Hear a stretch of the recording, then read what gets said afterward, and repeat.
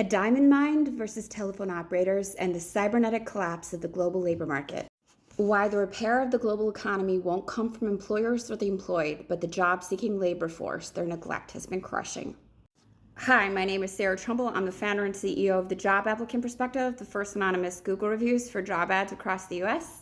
This is a level of go-to-market awareness, as well as public service for all the gaslighting out there. I'm vetting my own work before it goes out, and I thought I would, when I say things out loud, it helps me decide whether or not I like them. And it still spreads the message, even if not quite as perfectly as the final version.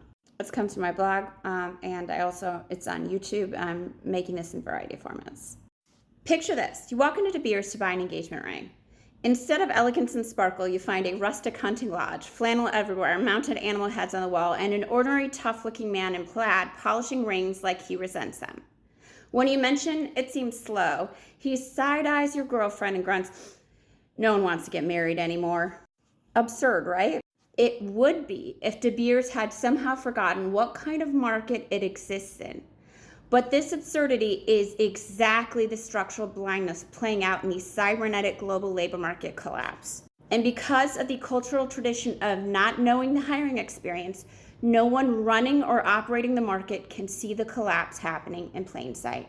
Who this is for? This is the opposite of a job seeker problem. It's a system-wide fracture at the heart of the global economy and multiple national economies. Workers, ghost jobs, broken signals, algorithmic silence. Employers, paying for visibility while drowning in noise.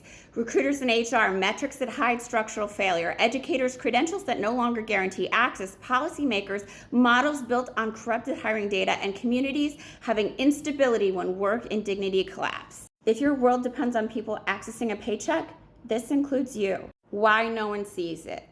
Employers, aka boyfriends who slowly normalize De Beers becoming a man cave. Employers have been trained not to question the hiring process at all. In a global market, they assume vendors will fix problems and trust platforms to find the best candidate, simply because there are a million people out there and the internet connects you to everyone. As online hiring dysfunction grows, employers turn predictably to the same actors every time: business power players, academia, public policy experts. And here is where this distortion creeps in. See if you can spot the slip in what I just said. I've trained myself to notice it's literally my business, and it still catches me. Behavioral conditioning is a beast. Shift the frame and try this. If restaurant attendance suddenly tanked, who would you ask? The people who buy gift cards, the people who own restaurants, the FDA, the health department, and academics, or the people whose eating habits have changed? Part 2 coming next.